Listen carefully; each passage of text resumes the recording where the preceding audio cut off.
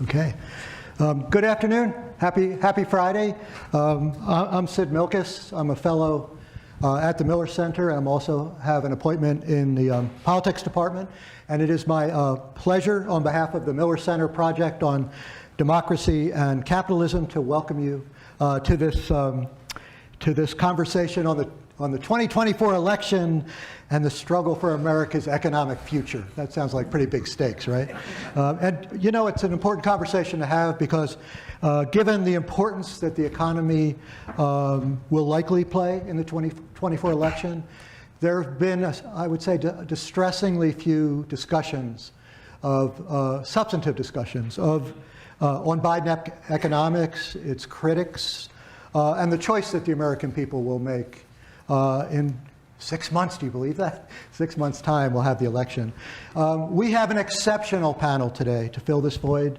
I have to, with regret, tell you that the New York Times' Jamel Bowie was supposed to join us today, but he had a family crisis at the last moment, so that made it impossible for him to be here. So he sends his apologies. But fortunately for us, we have Paul Glastris, better known as the Wizard of Oz, up there, who is editor-in-chief of the Washington Monthly, and he generously stepped up to the plate on very short notice. And we couldn't get him here, but he graciously agreed to join us remotely. And we're thrilled to have you, Paul. Paul is the editor-in-chief of the Washington Monthly. And he and the Washington Monthly have been at the vanguard of a serious discussion about the presidential election and economic policy. I recommend that you read the April issue of the Monthly, which provides a detailed and well-researched account of Donald Trump's and Joe Biden's records of achievements with expansive coverage of economic issues. And no doubt, Paul will fill us in on some of these findings this afternoon. Can you hear me all right, Paul? Uh-oh. Sure can. You can? Can you hear me? Oh, yeah. Yes. Thank you. I'm also very excited to welcome my dear friend and colleague, Suzanne Mettler. She is the John L. Senior Professor of American Institutions in the Government Department at Cornell University. It would take the rest of the time we have this afternoon to mention all her accomplishments. Suffice it to say that Suzanne is a leading light in my profession. She's a rare talent who studies a whole slew of things in depth, and she is really a foremost scholar of American political institutions. She's currently working on a book on the urban-rural divide, which is the front lines of the country's cold Civil War. And I'm sure we'll have some discussion about that today. And then last but not least, my amazing colleague, Scott Miller. Scott's a lecturer at Darden, and he's an assistant professor at the Miller Center. But his most important job is he is director of the program on democracy and capitalism. And he is the heart and soul of the program. He's also a fine scholar. I think, dare I say, I think he's a rising star. He's an economic historian, and he's interested in periods of instability, periods of crisis. And several times in the last 2 years that I've known him, he's talked me off the ledge when I worry about our crisis, telling me, Sid, we've had these before and we've gotten through them. So before I get into the interrogating our panel, let me just mention to you, most of you know this, that in the Q&A, we will be passing out 3x5 cards. If you have a question, write it on that. They will be delivered to me. And if I can read your handwriting, I will read your question. We'll see if we can get it answered, okay? Let me begin with a question for all our panelists. There's all these competing issues vying for attention, for the American voters' attention. I wrote some of them down. Immigration, abortion, democracy, the war in Gaza, Biden's age, Trump's indictments. Amidst all this noise, how decisive is the economy likely to be in 2024? And then if you all could also, as you answer that question, give us some idea about what is at stake in this battle for America's future. So, Paul, let me start with you, and then we'll move to Suzanne and then Scott. Well, if this election, if the laws of gravity still work, if the laws of political gravity still work, and history is any guide, the economy will be very, very important, probably decisive. And there are almost no exceptions to the rule that a president running with a strong economy gets reelected. So that's kind of the pattern. And really the question is, are we in a different world where those laws of gravity don't operate? Is social media change things? Is the nature of the Trump constituency completely different? Is Joe Biden's age so overwhelmingly a downside for him? But, on the basic question, I think, yes, economics will be central and probably decisive. Suzanne? Well, we live in a very polarized age. So I think that what we need to say first is that most voters are going to vote for the same candidate they voted for in 2020. And that's what the polls are showing, is that over 90% of people who voted for Biden in 2020 plan to do so again. Over 90% of people who voted for Trump in 2020 plan to do so again. So when we're thinking about what's decisive, partisanship is very decisive. But then who are the people who are left over, and what is going to shape their vote? And there I do think the economy is the number one issue, and that's what political science research shows through the ages. But it's complicated then in these times to think of, well, what does that mean? Because there are all of these different economic indicators that are going in different directions and are experienced differently by different groups of people. Scott? Yeah, I will just follow up on what Suzanne said. I think, the economy as we think about it is an abstraction, right? It's just a compilation of a million or billions of different things that are all going on at the same time. And while there are some things that are undoubtedly going well, there are other things, and so things that are going well is like unemployment is very, very low. We are having a booming stock market, as some of you may noticed.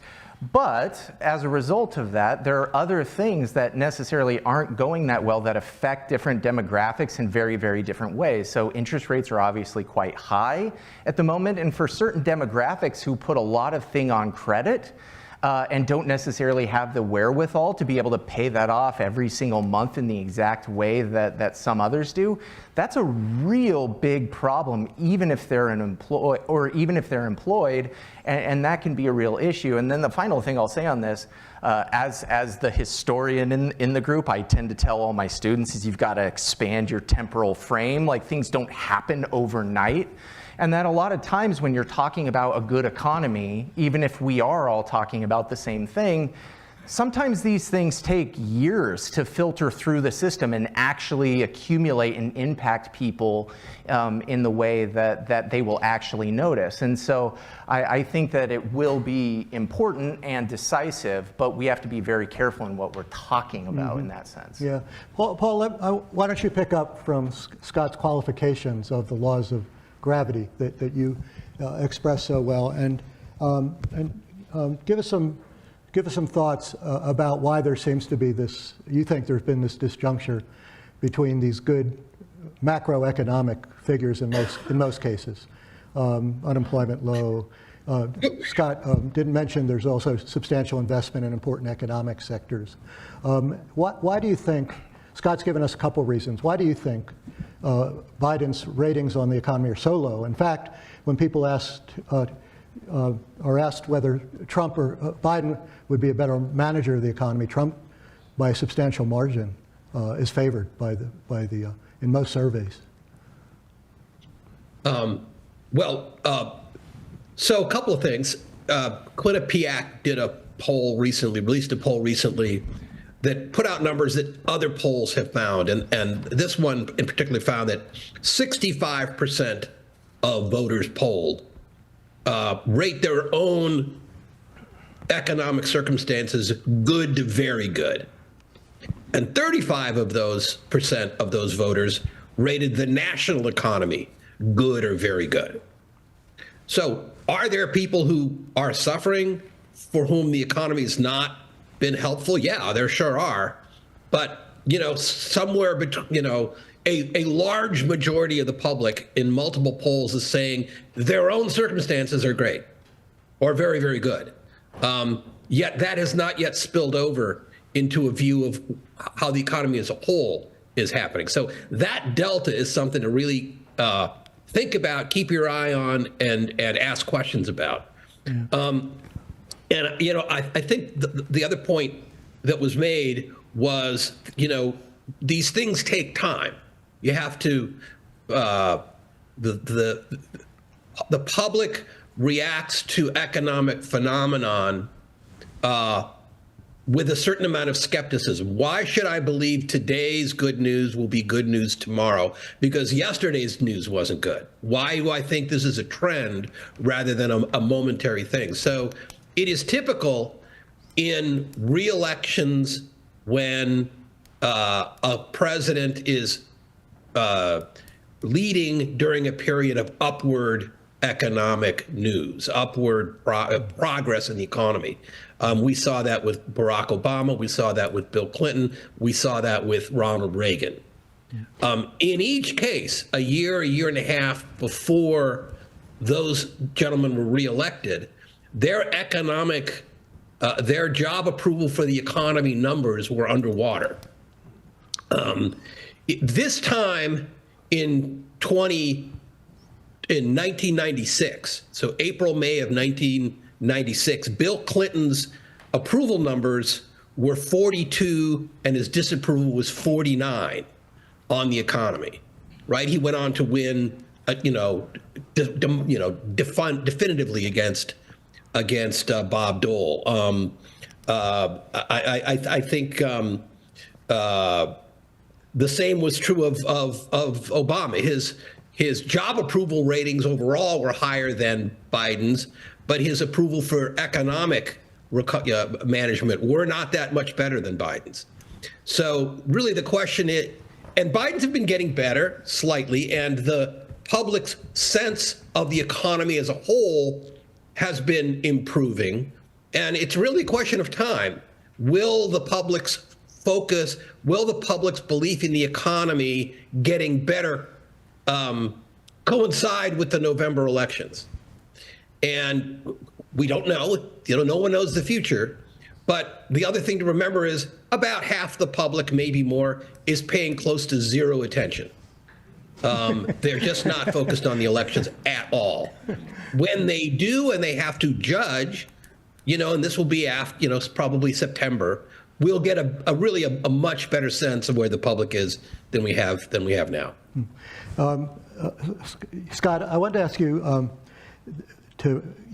we're in this interesting situation, rare situation, where we have two presidents, one former president and a president running against each other. The last time that happened, guys, I know this audience knows, was in 1892. When Benjamin Harrison and two people ran against each other, I should think. When Benjamin Harrison and Grover Cleveland had a rematch from 1888, and Harrison won the first time in 1888, and then Grover Cleveland came back and won in 1892. So both of these people have a record, and they ran against before. Do you think Trump is the people who are paying attention, when they give Trump credit, are they thinking about the pre-pandemic economy, which was pretty good in many respects? Is that one of the reasons? Is that one of the comparisons that's hurting Biden right now? That people don't, we had the pandemic with this crisis, and that sent the economy into a tailspin, but it looked pretty good before that.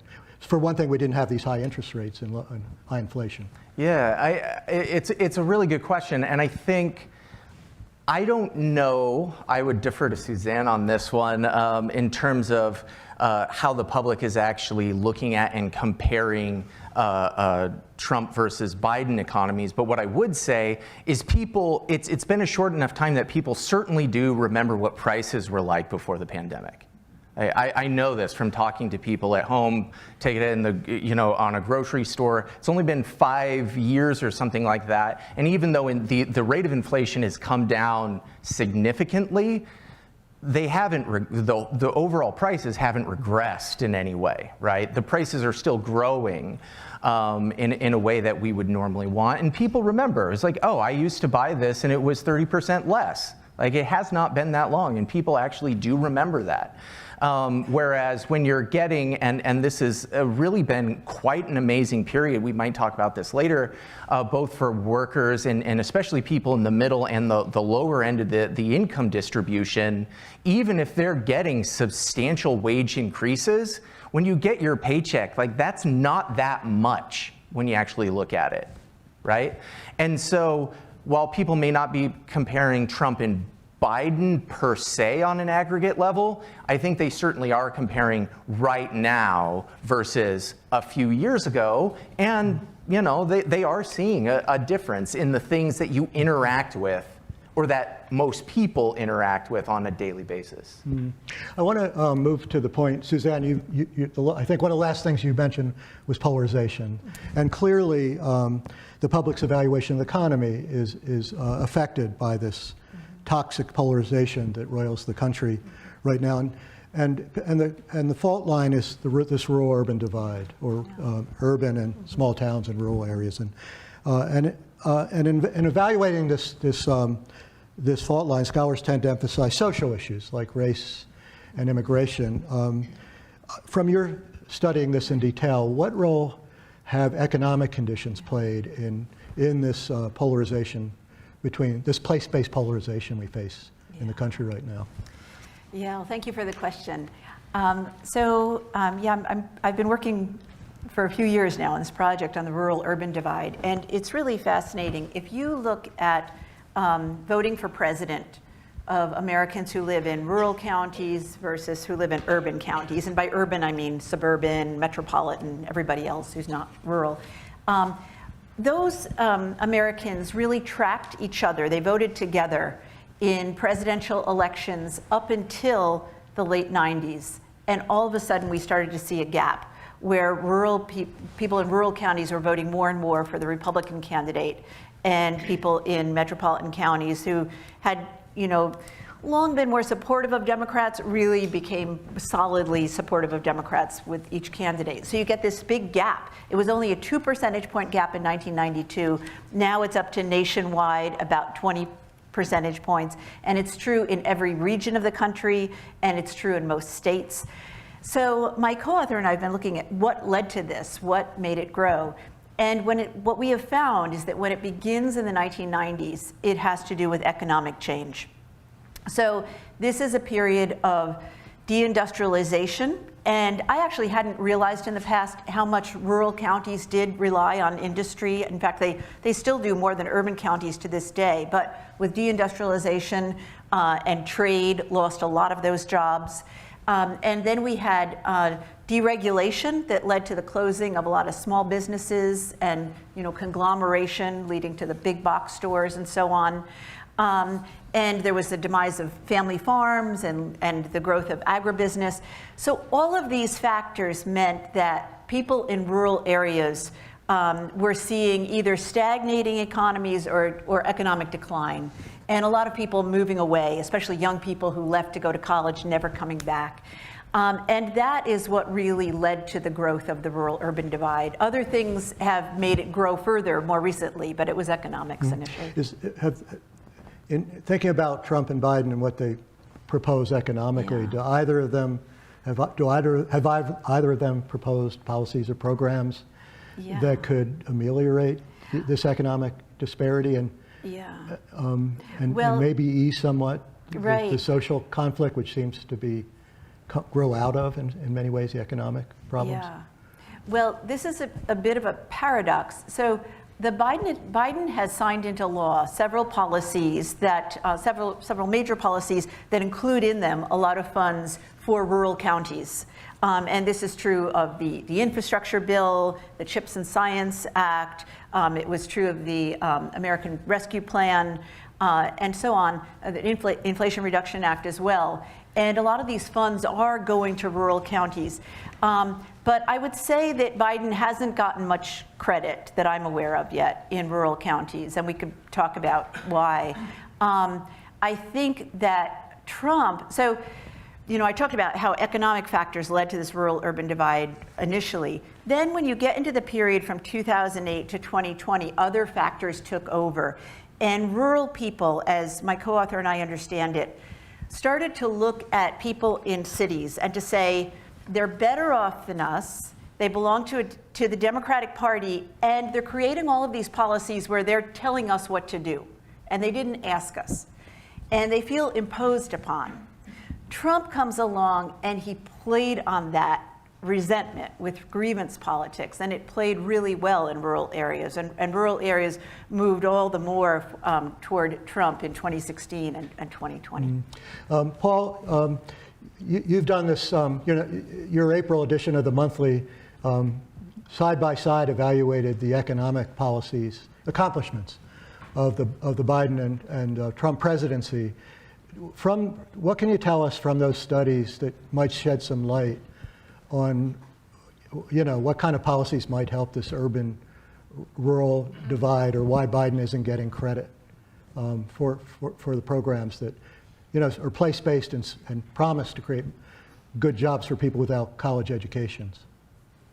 Well, I think Suzanne hit it on the head. A lot of what the Biden administration has accomplished has been very beneficial, or is beginning to be, I should say, very beneficial to non-metropolitan areas.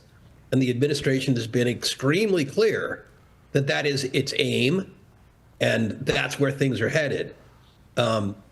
Most recently, I think it was just yesterday or the day before, the president was in Wisconsin at a piece of property that Donald Trump had been at 5 years ago, where the electronic fabricating company Foxconn had been lured to build a giant plant by the then governor Scott Walker, and it was going to be this fantastic boost in the local economy. Foxconn wound up not building the plant, and now I believe it's Microsoft is using monies from one of Biden's big industrial policy pieces of legislation to build a chips plant. And, Biden could not have been clearer. Donald Trump didn't deliver for you, I did. I think if it measured in dollars and cents, probably Biden has begun to move some rural areas, many rural areas, in a positive direction. I think it's going to be years before there's a payoff there politically. I don't know if you all remember, but during Obama's administration, he went multiple times back to a place called Elkhart, Indiana. Elkhart, Indiana is kind of between Indianapolis and Chicago. It's the RV capital, manufacturing capital of the country. And he would go back periodically and give speeches. And it was amazing, in his speeches, how he showed the unemployment of Elkhart going down and jobs coming back because of his takeover of the auto industry. It had almost no effect on how people voted. It's a Republican part of the country traditionally and historically. So it took decades for this political dynamic to happen, this rural-urban divide. And I just think we're in the very early stages. I'm not saying it can't change, but I don't think we're going to see a whole lot of it anytime soon. Which is not to say that they shouldn't try, and a few percentage point of the rural vote can make or break an entire election. So they're right to try. I just think one has to be honest about what can be done in the short term. When you say long term, I appreciate that. I respect that point, but I have to invoke Harry Hopkins' observation. He was Franklin Roosevelt's great economic aide who ran the jobs program for the New Deal. And when he was challenged on the economics of the program, that in the long term this would do some damage, he'd say, "Senator," if he was before the Senate, "people don't eat in the long run. People eat every day." and I suspect that's a Biden problem. Now, one of the things that affects the timeline is administration. We have a great student of administration here.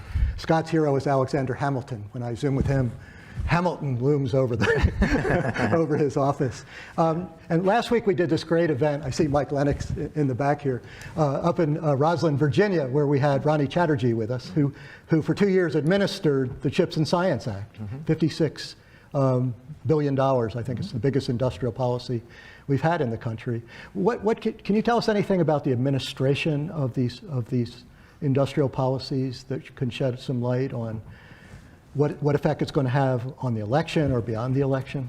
Yeah, so I think there's a couple of things here that matter in addition to the administration of these kind of industrial policies. There's one statistic that I've recently read, which have just kind of bowled me over, and every time I repeat it to somebody, people kind of ask, did I hear that right? But over the last couple of years, there's been a very, very tight labor market. This has been a great thing. But one thing that everybody has been really concerned about, or at least a lot of people have been very concerned about over the last several decades, is the inequality gap that has opened up in the United States since the 1980s. Well, there's been some recent research out of UMass Amherst that has said that over just the last 2 years, 2.5 years, 40% of the entire inequality gap that had opened up since the 1980s has been erased. That's a remarkable statistic. The point is, though, that's going to, inequality is an amorphous thing, right? People don't have like the inequality metric in their house that, oh, it's going in the right direction, okay, I feel bad, or I feel good. When it's going in the wrong direction, I feel bad, right? This is, again, one of these things I have to factor through, but it does speak to kind of the potential implications of what this could mean down the road. As far as the recent bouts of industrial policy, I think there are two things here that need to be made clear. The first is that it's a lot of money, but compared to a lot of our international competitors, it's really kind of a drop in the bucket. Not saying that it doesn't matter, not saying that it won't do a lot of good, but if you're comparing American industrial policy all told together compared to a country like China, it's not even relatively comparable. So then the question then comes to what does that mean and what should we do? Well, if you look at a lot of the investments that have come as a result of the CHIPS Act, for example, these are going to very high-skilled, relatively high-waged sectors like the production of fabs, of microchip processing plants. And that matters, but there's going to take a significant amount of training and workforce education that's going to be needed to be created even to get these things working at all.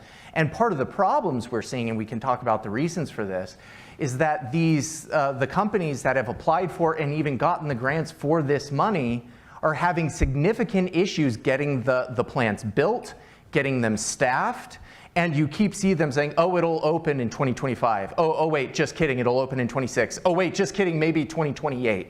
And there are a lot of things here. So just because the money is granted and theoretically coming out the door, again, it feels like we keep coming back to this theme.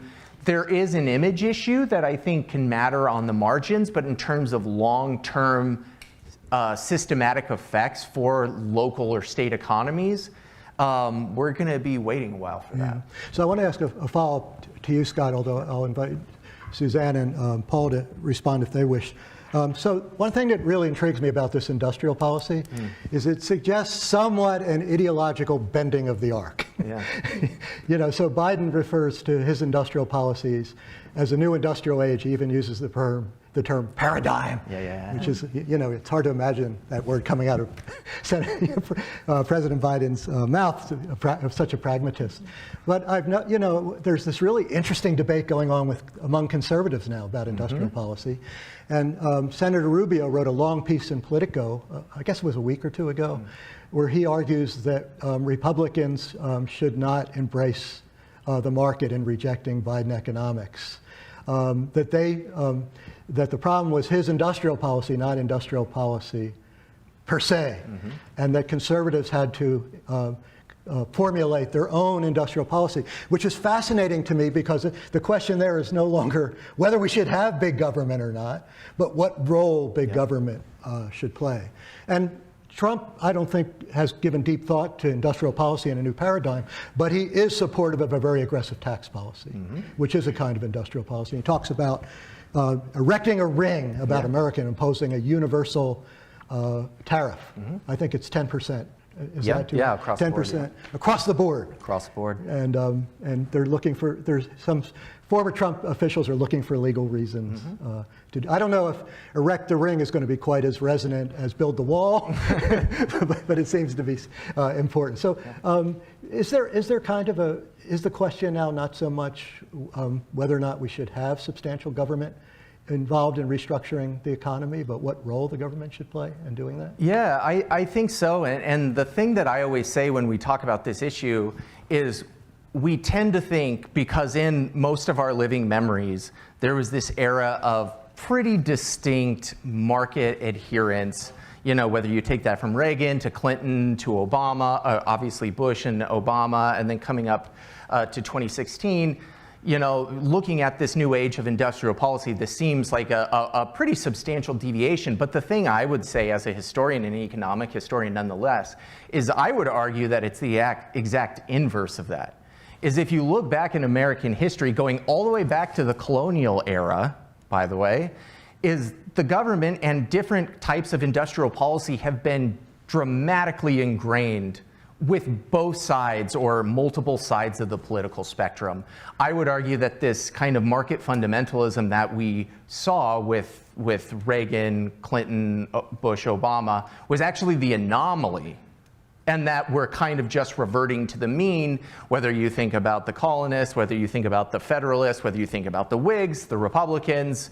You know, if you want to think about it this way, in 1900, the McKinley tariff, the average tariff rate was over 50% on everything. Okay, that's kind of the environment we have traditionally been in the United States, and only because of this little aberration from the 1980s to the present are we thinking that this is something actually new. So that I think is the first thing. The second thing I will say is that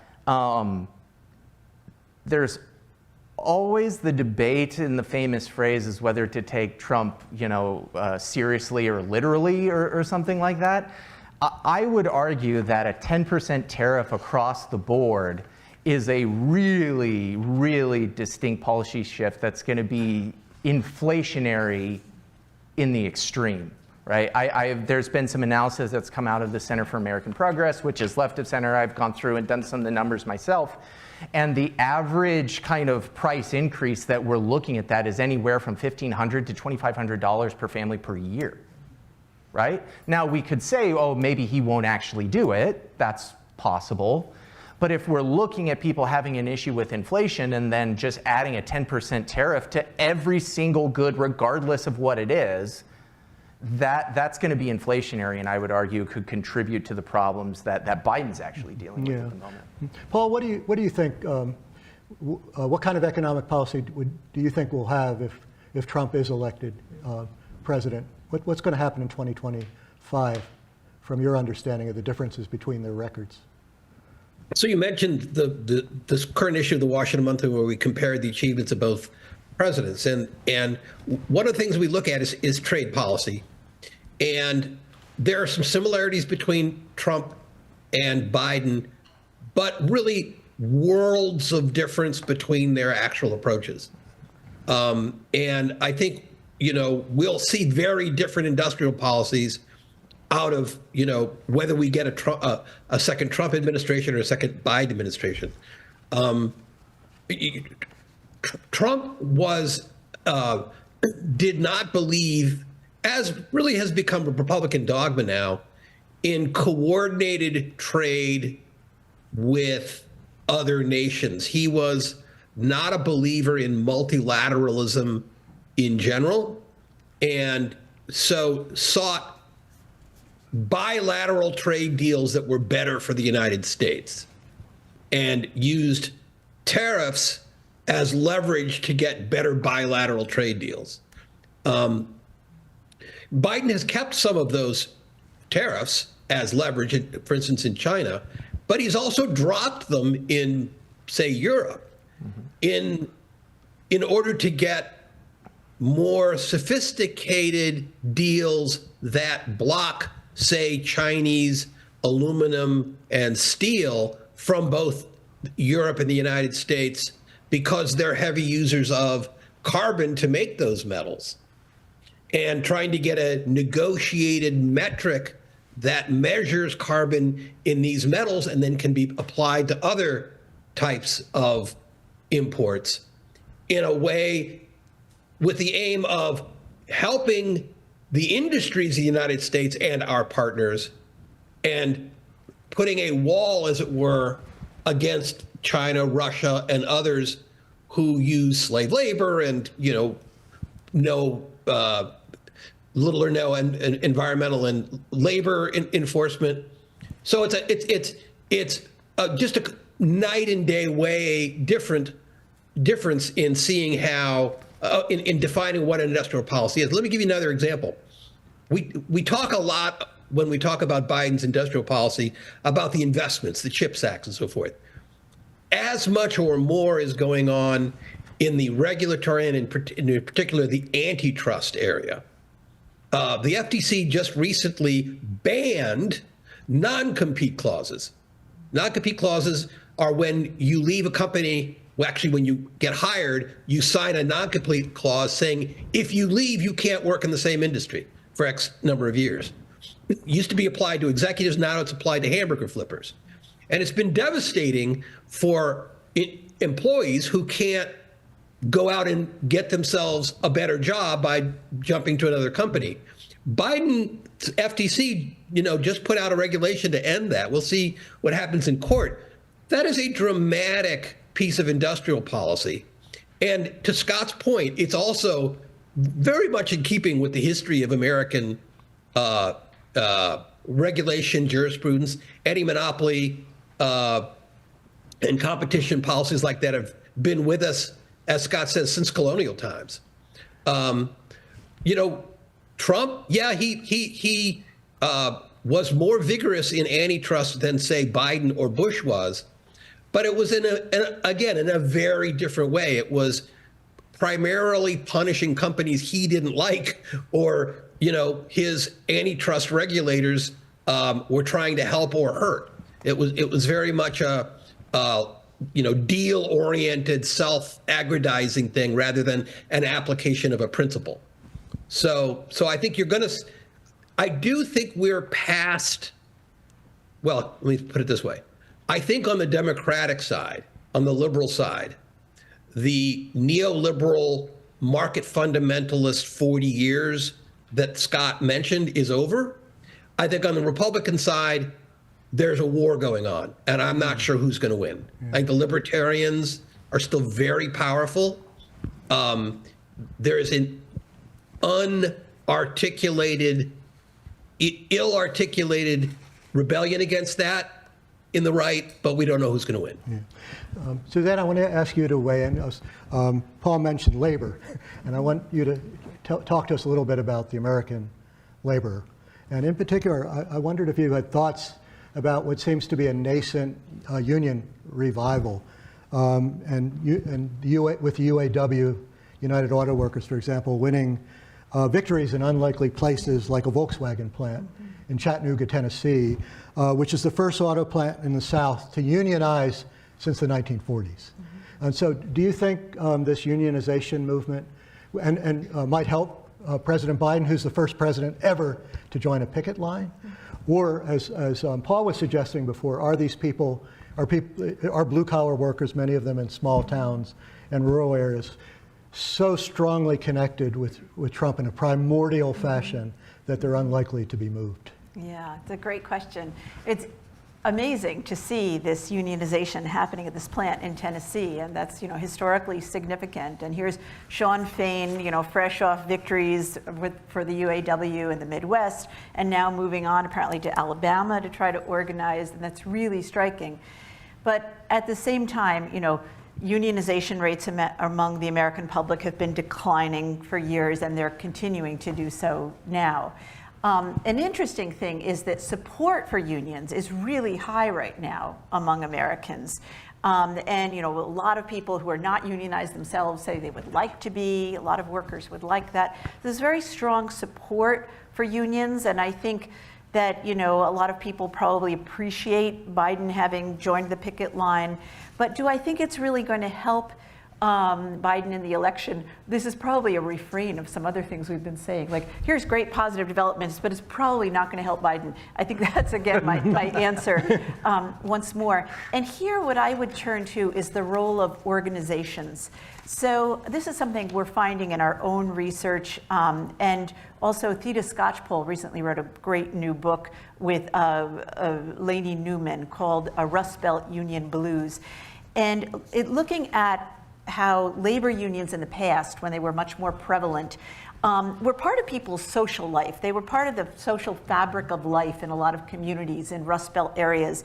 And so it wasn't just that they helped people at the workplace to get better conditions. It's also what they did socially. And when people are that connected through organizations, it also helps get out the vote.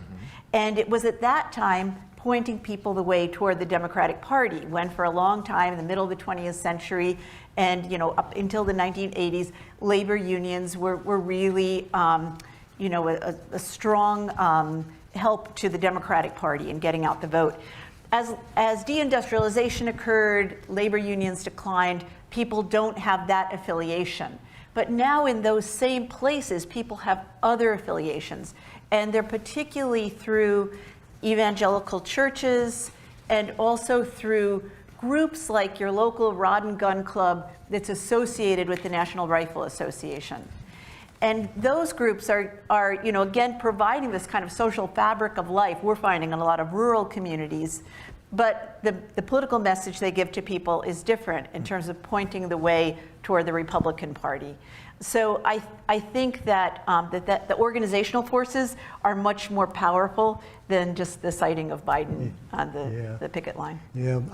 Well, we're going to turn to Q&A now, and our wonderful audience has given me more questions I think we're going to get to, but we'll get to as many as we can. The first one I'm going to direct at you, Scott, although Suzanne, you can weigh in on this as well. One of our audience members says, have there been comparable times in history when the political countercharges have distorted reality as much as now? Oh my goodness. That's a loaded question. Every time ever. Wow, what a safe answer. Yeah. I mean, I think again we tend to have a bit of a mythic, idealized version of the past that we're kind of uniquely polarized now, and I don't know if we're uniquely polarized. My sense would be no en masse, but just to give a couple of examples. 1800, we're having the face-off between two of the truly great leaders in American history, John Adams and Thomas Jefferson.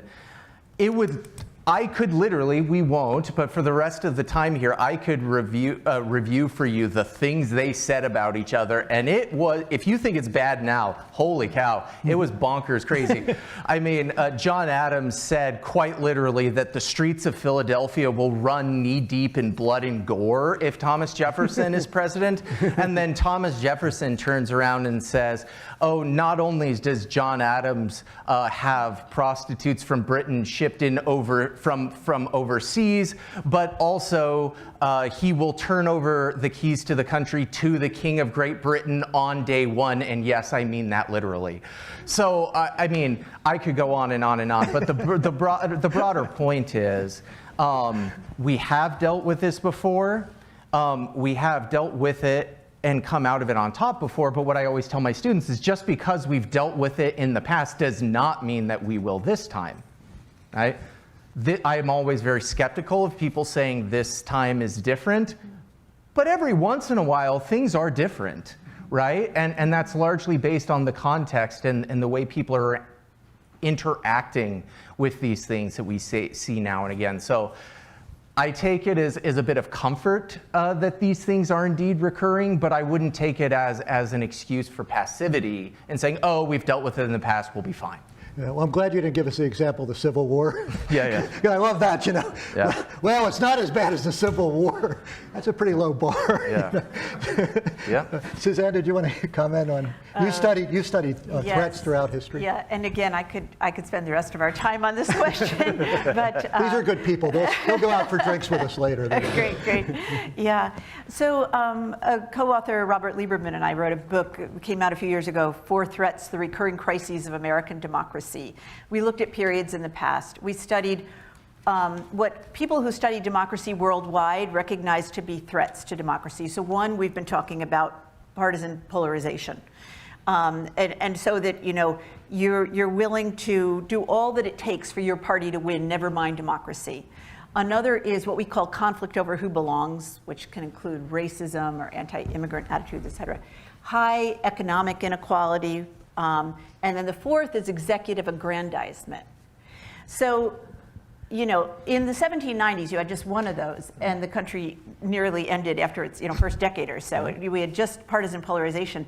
Going into the Civil War, you had the first three threats combined, and you had, the secession of the South and Civil War.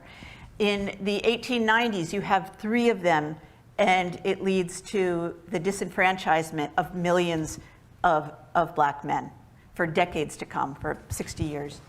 And now we have all four threats combined. So we have also this executive aggrandizement layered on top of things. And, the Supreme Court weighing in on that, and we'll see what happens with their decision next month. But so that's a real concern. I am concerned. I will tell you, when my students read this book, they come away less worried because they say to me, there's been a lot of bad times in the past, we'll get through this. I'm not sure I believe that myself, but that's what their reaction is. We take some comfort in that. At least Scott would tell us we should. Yeah. Paul, I have a question here I'm going to direct at you, and it regards immigration.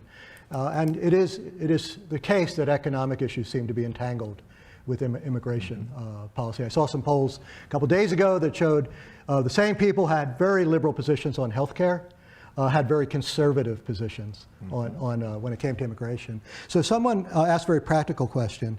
Do you think there are any long-term political implications of Republicans' rejection of the bipartisan immigration bill? Do you think that that'll at some point exact a political cost during the campaign? I think it definitely will. Donald Trump did himself a lot of political damage by being extreme and unwelcoming to the point of cruelty to immigrants in his 4 years. And by the end of his 4 years, support for immigration was higher than it had been in decades. The public really reacted very negatively to that. Under Biden, sort of the opposite mistake. Biden made the opposite mistake. He was more welcoming than the American people probably wanted, and he had some both bad luck or mismanagement of border issues, and now immigration is a very contentious issue, including among Democrats. It really was a great issue for Trump going in and Republicans going into November. Biden did a very smart thing, and the Democrats did a very smart thing by essentially caving to the Republicans in a bipartisan bill that they would never have said yes to, any time in the previous decade. And by torpedoing that, which is what Trump did. He told the Republicans, don't pass it because I want to use it. He gave Democrats and Joe Biden the one lifeline they could possibly have or use going into November. They were in very, very bad shape on the immigration issue. They're still in bad shape, but there's to have tried to do something. And by the way, you will see Biden, I think, within days, maybe weeks, do an executive order, in my opinion, my prediction, on the border. He's going to make moves, and you will see a debate all through the summer and fall, in which Biden will at least be able to cauterize his wounds on on this issue.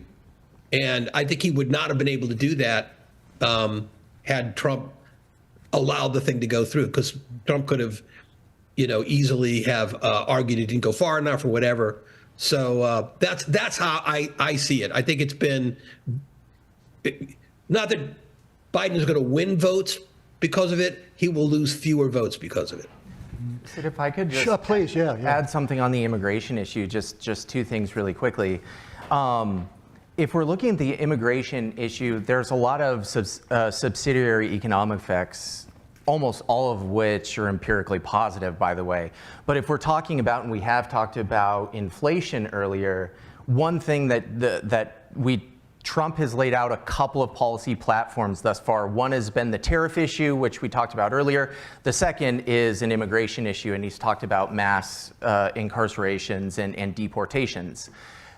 That has the potential to be incredibly inflationary, right? So if you're taking and rounding up a bunch of the people who are rightly or wrongly making very, very low wages, either we don't have those things at all, or you're paying somebody else a lot more to produce them, right? So that potential policy implication is quite inflationary as well. And then I just always, I say this, since we were talking about kind of the founding era earlier, one thing I always, because this is my area of study predominantly, people ask me what the founders think, and I always say, well, the first thing I will always say is the founders didn't agree on anything. So that's not the greatest question to ask. But I decided about a year ago to be like, I got to have some answer to that question. What did they all agree on? And so I spent probably an inappropriate amount of time trying to figure this out.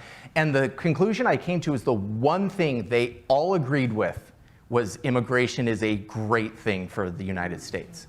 The one thing all of those guys could agree with is that immigration was something that we should not only encourage, but should appreciate for a myriad of reasons. So again, as we're talking about kind of the quote unquote conservative impulse to curtail immigration, the further back we go and we look at the founders and the veneration of the founders, that's something to keep in mind as well.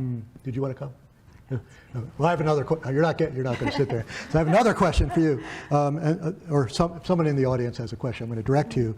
Are not the people's perceptions of the country, and we've talked about this a bit, the country's economy colored, and that term's used advisedly, maybe irrationally by cultural issues? And there's a wrinkle to that question, which I'm trying to understand, and maybe you can help me. Some polls I've seen have suggested that Biden is losing support among blacks, Latinos, and Asians. Now, it's hard to tell what a big wrinkle how big a wrinkle this is. It probably wouldn't be a surge, but even in such a divided country, even a modest shift could make a difference. And I wondered if you have any thoughts on what's going on. Yeah. And interestingly, it's not, as some people might think, people who don't have college educations or who are defecting from Biden. It's just as likely are people with college educations. Yeah. So I'm kind of hearing two different questions there. One seems to be about I'm glad it's only two. The culture wars question. Was that part of it? Yeah. And then the other is absolutely. Yeah. Whether that's in a way displacing the rational economic. Oh, I see. Yeah. And then the other is what's happening in the polls. And I confess I threw that wrinkle with in. people of color. Okay. Yeah, so, there's been a lot of attention to various polls that suggest that there are Black Americans and Latinos, Asian Americans who are moving toward the Republican Party. My own view is that we should probably be cautious about these polls, because when you drill down, like you look at the number of people in a poll, and maybe there's 1,000 Americans chosen, who are supposed to be representative of the public. But then when you look at the particular subgroups, you end up with very small groups. And to detect if there's really movement going on, I wouldn't put much weight on it. And in 2022, there was a big expectation from the polls about these things were going to happen, and they really didn't. So I really think it's we shouldn't read polls that way. Yeah. What are your thoughts on that, Paul? Probably slightly more concerned than Suzanne. I think she's right that small sample sizes and actual voting records both suggest caution. But, my sense is it's real. And not vast numbers, probably more male focused than female. And, there are conservatives and liberals within every demographic and ethnic group. And the idea that one group, say blacks, would be 93% Democratic forever is probably unrealistic. Blacks as a group of Democratic voters are more conservative than Democratic voters generally, because black conservatives still vote Democratic, right? So I think it is something that I know it is something that Democratic operatives are very worried about. They take it very seriously, and given the importance of the black vote in places like Michigan and Wisconsin, to some extent Pennsylvania, I think they're right to be concerned. Again, it's not a flood, but this is a game of margins.